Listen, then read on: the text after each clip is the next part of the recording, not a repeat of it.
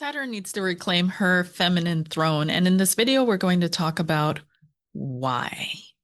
So I hope you stick around. I hope you hang in there. Let's begin gently. I trust the right ones will find this.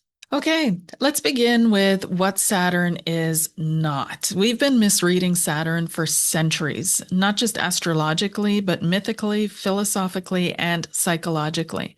So, what is Saturn not? Saturn is not merely the stern father, the authoritarian figure, the cosmic killjoy. That is actually distortion.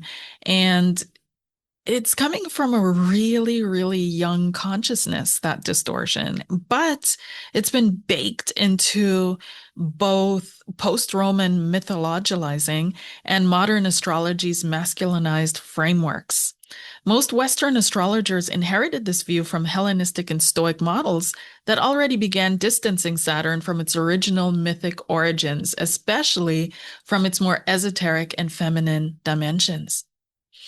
Babylonians already around 700 to 1000 BC recorded Saturn in detailed astronomical diaries. They called it Ninib, which is really interesting, and I'll get to that in a second. But they tracked its slow movement through the sky. Sumerians, as early as 2000 BC, identified Saturn as Uru Idem Sajus, I think. That's how you pronounce it. I'm not quite sure, meaning star of the sun. Greeks called it Phaenon or the Shining One. And they associated it, though, with the god Kronos. Mind you, there are two Cronoses. So there's the one Cronus that everybody knows about, which is the one that overthrew his father Uranus and then created the entire pantheon of Greek gods and then started eating his children because of a prophecy that he would be overthrown by one of his sons, which did end up happening.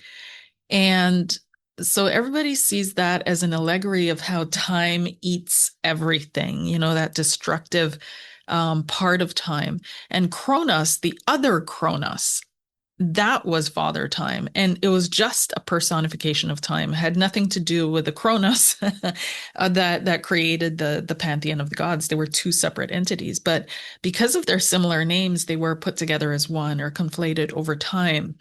And so going back to the Babylonians and Ninib, right? Ninib in Sumerian or Sumerians and Ninib, the nin, N-I-N, in almost any word that any occasion that they used it means lady. It means lady. So there's a hint that Saturn started off as feminine and was then masculinized over time. The Romans adopted Saturn as Saturnus, the god of time, agriculture, and boundaries.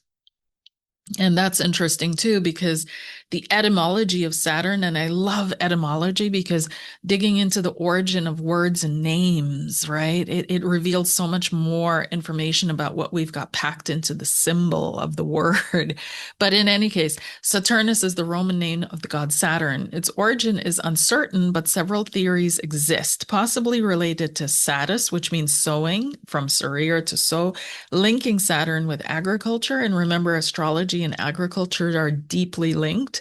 And it may also be linked to Sat, meaning enough, abundance, as in Sati, and emphasizing Saturn as a deity of fertility and plenty before being hardened into the god of limitation. Some linguists believe it traces back to Etruscan origins or even further to Semitic roots such as Sharad, to bind or confine, which would align with Saturn as the Lord of boundaries. And what's really interesting is that so many cultures over time have seen Saturn in the same light as slow moving, having to do with boundaries and bindings, having to do with restriction and limitation and heaviness and duty and responsibility and all those things. And some of the cultures, they weren't even connected. It's just the observation of Saturn in the sky. But some cultures were connected. So possibly they shared information through mutual studies, business, trade, you name it. And the information just flowed back and forth, and it became one image or cohesive image of Saturn and the energies that Saturn carries, possibly. But other hints As to Saturn's femininity, we can find in the Kabbalah. In the Kabbalah, Saturn rules Binah. Binah is the Sephiroth, that is the third Sephiroth. And the Sephiroth, as you can see here in this image, are worlds, right? Worlds. And there are four worlds in one. But anyways, so we see everything starts at Kether. This is where the first impulse comes in from the unknown, which is beyond Kether. That's the unknown, the unknowable, the absolutely deeply undefinable. And so the impulse comes out of that, moves through Kether, or called Crone, then moves through Chokmah or Shokmah, which is called wisdom, and then moves across into Binah, which is the third Sephiroth of understanding. And this is ruled by Saturn. And it's seen as feminine, though. So how does that add up? Okay, well, let's keep going. So this rules it's the womb of structure, basically. It's the highest feminine aspect. It's karma, understanding, and seen as the cradle of the soul's incarnation. We can find other hints in ancient Egypt, for example, in Mut, the goddess Mut. This was a crone goddess with traits like Saturn, wisdom, structure, boundaries. Black Madonna or Isis mourning, embodiments of the crone energy of Saturn, veiled, sorrowful, powerful. Ananke is a powerful, powerful one. This is the Greek necessity or fate, and seen as a co-ruler with Kronos in Orphic and esoteric traditions. Kronos was her brother. So Ananke was, she was even feared by the other gods because she represented the unavoidable, that which must happen. This is ultimate, absolute, total fate. Sorry. I guess you need faith to get through that fate. But the next one that reflects Saturnian energies would be Sophia. In Gnosticism, she often holds Saturnian aspects: exile, sorrow, deep time, divine memory. Now, what's interesting is that Saturn in the collective has been masculinized. It's been given the energy of the masculine, although it retains the qualities of the feminine. So it is non-reactive. It doesn't really move. It's passive. It rules over a feminine sign, Capricorn. It's interesting, but we'll dive deeper into this. So Saturn was probably originally perceived as either feminine or androgynous. Its identity was shaped by agriculture, fertility, fate, and sacred boundaries, traditionally roles of the crone or earth mothers. Over time, through Hellenistic rationalization and Roman patriarchy, Saturn was made male and strict. But in the Kabbalah, Sumerian etymology, Black Madonna references, and the symbolism of veiled wisdom, Saturn remains deeply and powerfully feminine. So let's go back and see the archetypes of the feminine through the cosmos. And we can see here Venus. And Venus is where they pretty much have the idea of femininity trapped on Earth, right? In our collective consciousness. So it's all about the girliness. It's all about the giggliness, the youth, the laughter, the innocence, the playfulness, the Venusian energies of pleasure. And nobody's really intimidated by Venus. Like that's, maybe by her beauty, but not by her attributes per se, right? They're actually sought after. And then there's the Earth, the Moon Mother, and this is where we are here. And then, though, there is the crone, and that is Saturn. Then after Saturn, there are two other feminines, and one would be Neptune, which is the transcendent feminine. And then we have Pluto, which is the underworld. So Saturn is the crone, the threshold guardian, the sacred elder, the one who completes the cycle. And she rules boundaries, time, ending, karma, but through a feminine lens, these are not punishments. They are initiations, necessary distillations of essence from illusion. I've spoken about this, that we need to have initiations return into our societies. We need to recognize the cycles that we move through as human beings and honor those cycles. So the crone doesn't wound for cruelty's sake. She strips away pretense so truth can root. Without the crone, there is no initiation into the higher mysteries. And this is why we have so many men, so many women that aren't initiated into life, that aren't initiated, that have no clue what life is about or how to encounter life. And I feel it's time that the crone returns, that this initiation, and she always returns, like sooner or later the suffering becomes so great that we self-initiate, like we have to go into initiation, because otherwise we won't survive, we won't make it, we have to learn. So let's look at the planetary archetypes as mystical development. And we've got Mercury, which I ascribe to youth, to masculine youth. This is the youthful mind, learning, cleverness, action, experimentation, fast moving, quick interest, quick disinterest, that kind of thing. Venus would be the maiden. We just discussed that. Magnetism, relational power.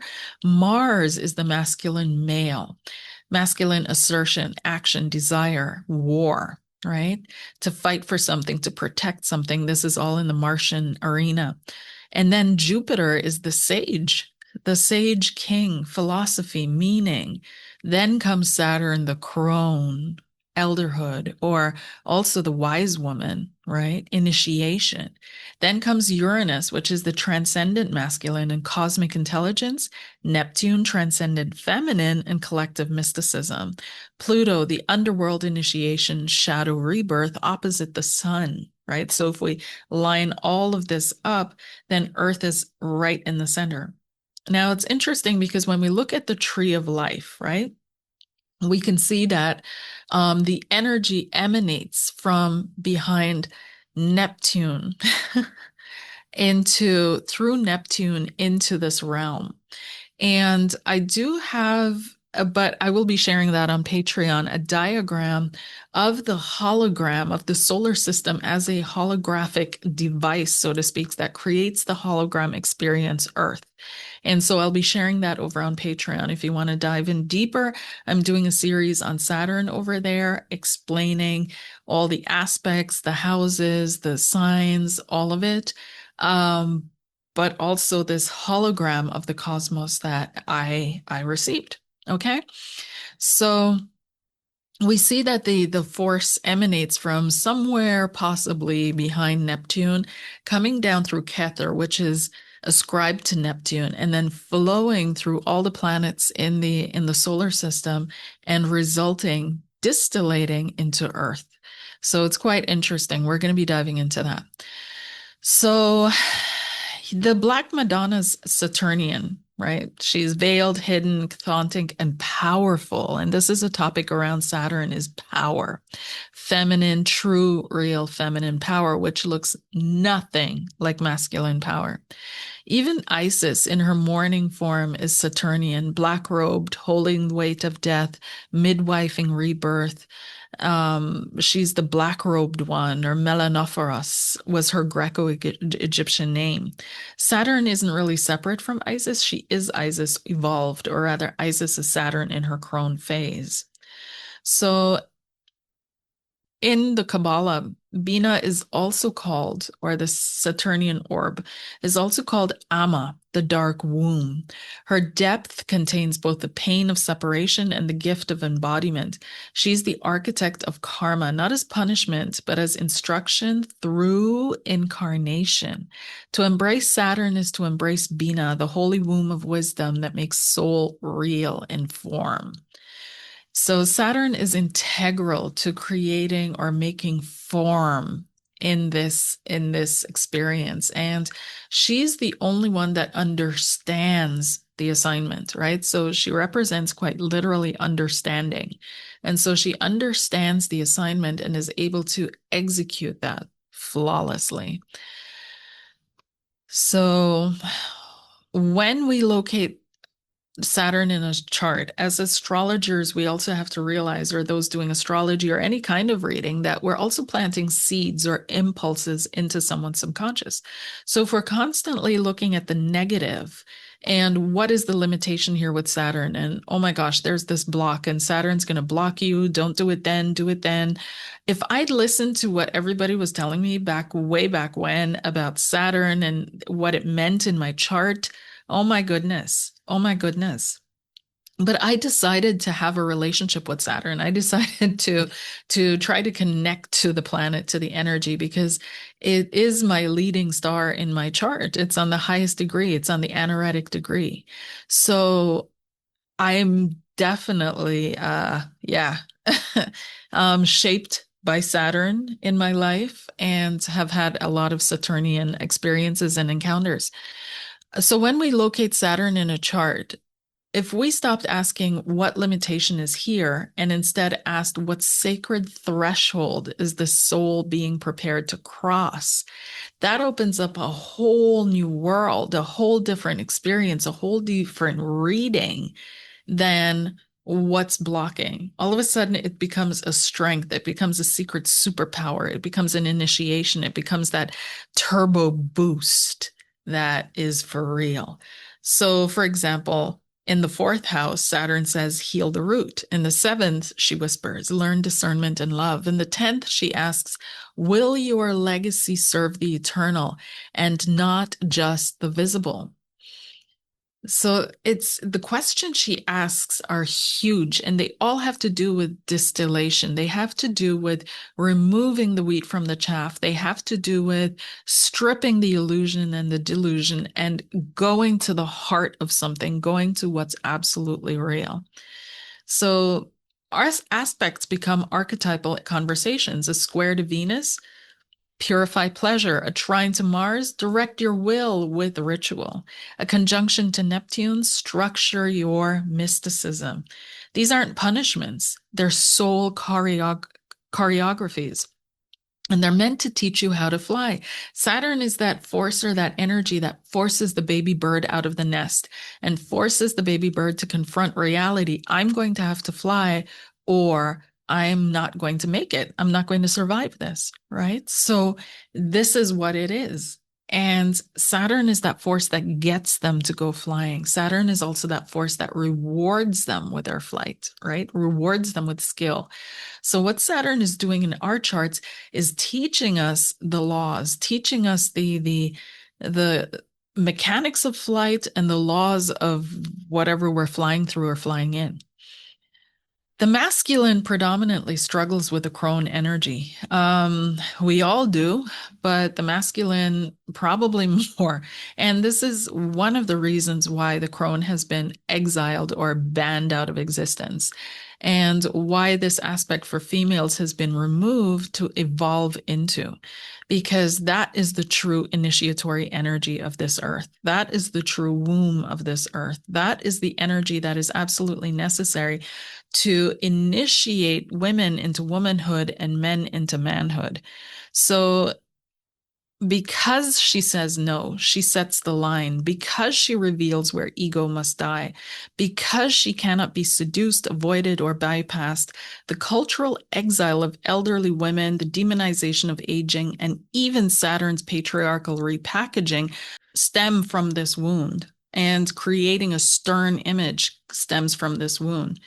To reclaim Saturn is to reclaim the power of endings, and this is what the immature psyche resists the most. At the same time, it also reflects the fear of the father. This is deeply Freudian, right? So that father that eats his children. I mean, we have to think back to the ages, how people grew up, how they were raised, how strict they had to be because of the surroundings, because of the environment and the life, right?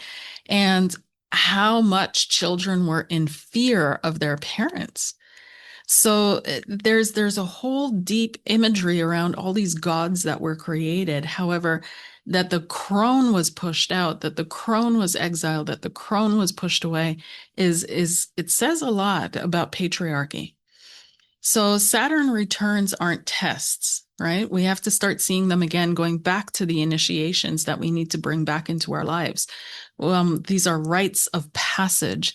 So your first Saturn return is around 28 years of age, roughly. You have to take full karmic authorship. This is when it begins, that you take on the karma of your life. Then you have your second Saturn return around 58. You learn to lead from integration and not from ambition. So when you're young, you still have all these ambitions, and that's fair enough. That's when you should have them. And as you get older, though, you integrate all these lessons, and all of a sudden your leadership becomes something else. Then at 88 is your third Saturn return, and you become an elder, and you're no longer a seeker. At that stage, if you've gone through your initiations, you're an elder. You're in the know. So these thresholds aren't negotiable. They're built into life, into time, into the bone, and they probably go through everything that exists, right? But how we walk them can be sacred or scattered. And the feminine Saturn offers not judgment. She's not judging, but gravity, in the sense that this is real. This is what anchors. This is what roots. This is what is real. This is what's true. An invitation to choose what will last. That's what she's offering you. So on my Patreon, I'm doing an entire series on this. And like I said, we're going through all the signs, we're going through all the houses, aspects, and all of that. And we're going to see how she creates truth in your life. And this truth is something that you can hold on to forever. And so it's not a negative at all, not at all. So for example, let's look at this, let's say that you have a chart in front of you, and let's say that you have Saturn in the fifth house. So the traditional view of Saturn in the fifth is there's a fear of creativity, there's a delay in children, there's a restriction of joy. And now let's also consider that some astrologers say that the fifth house is actually the house of the soul. It's your true soul expression. The sun, moon, and ascendant are what you're here to learn and what you're here to learn to deal with, and the toolbox that you came into this life with, but it's not your true soul signature that you find in the fifth house. So let's say your fifth house is I don't know, Cancer. Okay, let's say it's Cancer. So that would mean that what brings you joy in life, what makes you absolutely feel good and warm and fuzzy, what gives you comfort is, since it's Cancer, and you can do this for any other sign in the fifth house, would be like things around the home, coziness at home, having a cozy home, having a cozy space, having cuddles, having someone to cuddle up with, maybe cooking, maybe being cooked for, right? Maybe home renovations, maybe your relationships in your house, maybe your children, maybe you're having children, right? Having a family.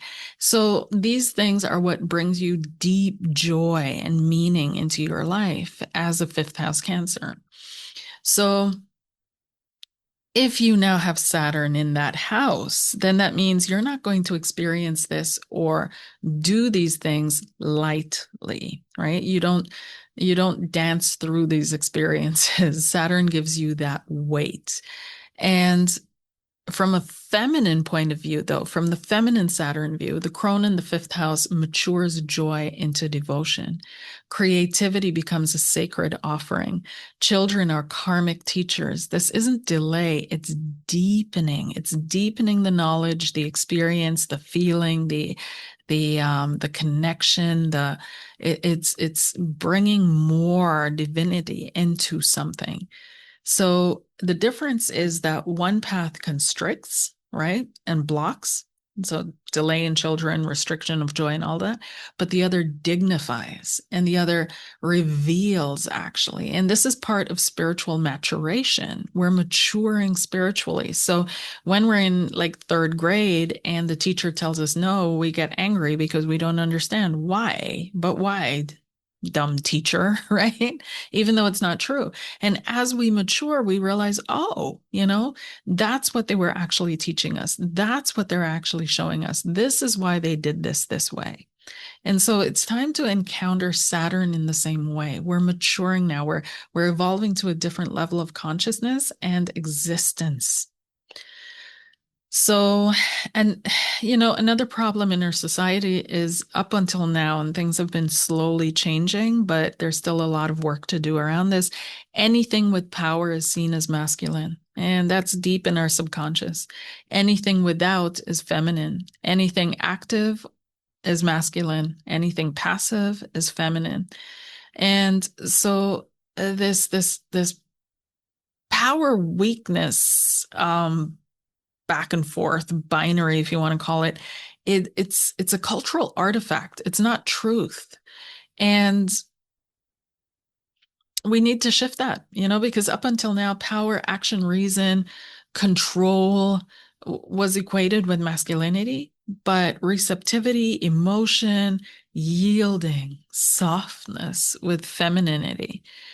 And then masculinity was framed as superior, so unyielding, powerful, active, reason, controlling, and femininity was seen as lesser or weaker, despite both being integral forces of life, right? Life is a dance. We say that so often. So you have to yield or take a step back when you're dancing, but you also have to move forward when you're dancing, right? So Venus being seen as the lesser benefic than Jupiter because she governs beauty, pleasure, receptivity, and harmony. Earth and Moon are feminized and thus associated with nature, containment, and passivity. Saturn was masculinized because it was such a powerful planet and seen as discipline and mastery, but stripped of the original Crone, Binah, understanding, softness, association. But is that really true? Is that really true? Now, I know there are a lot of people that speak of Saturn and they talk of the black cube and they talk of Saturn cults and they talk of darkness, and there are distortions to everything, right? So that's not what I'm referring to, although I'm sure that exists. But the actual archetypal energy, the expression of Saturn, the voice that I hear from Saturn, in a sense, I'm not picking up deep darkness. I'm picking up that, yeah, it's a part of creation. It's a part of what we need to have happen here. And it's somehow been exiled as an undesirable when it's really not. So masculine does not equal power and feminine does not equal weakness. And we don't want to also reverse the roles and make masculine equal weakness and feminine equal power, because that's not true in that sense either. But both wield power, both deal with power, both engage with power, but it looks different for each, right? So the feminine transmutes, survives, gestates, and transforms. And real power often lies in what holds, dissolves, and regenerates, not just in what dominates or what's dominating. Saturn's true force is not about conquest, but about maturation, structure, consequence, and fate, all of which are deeply maternal or crone coded in older cosmologies. For example, the Binah in Kabbalah, Black Madonna, Isis, and so on and so forth. The crone is feared in patriarchal cultures precisely because she ends things and she sees things through things. She sets boundaries, sees through the illusion, and outlasts delusion. Reclaiming Saturn as a feminine reveals how distorted our notions of power have become. So there's a lot to be said about that. And like I said, I'm doing this whole series over on Patreon. So join me over there and get the full information on this, because it's a lot. And it will change how you read charts, I promise. So no, power is not inherently masculine. That idea is a cultural spell, not a spiritual truth. True feminine power doesn't seek to dominate, doesn't need to be loud, doesn't apologize for its silence, slowness, or shadow. And Saturn is not here to punish you. She's here to make you real, to claim your maturity, to serve the sacred over the self, to remember that what's built slowly with integrity will endure. To meet Saturn, her feminine, is to bow before the crone and say, I no longer fear your silence. I no longer resist your time. And she will answer, then you are ready to build what lasts.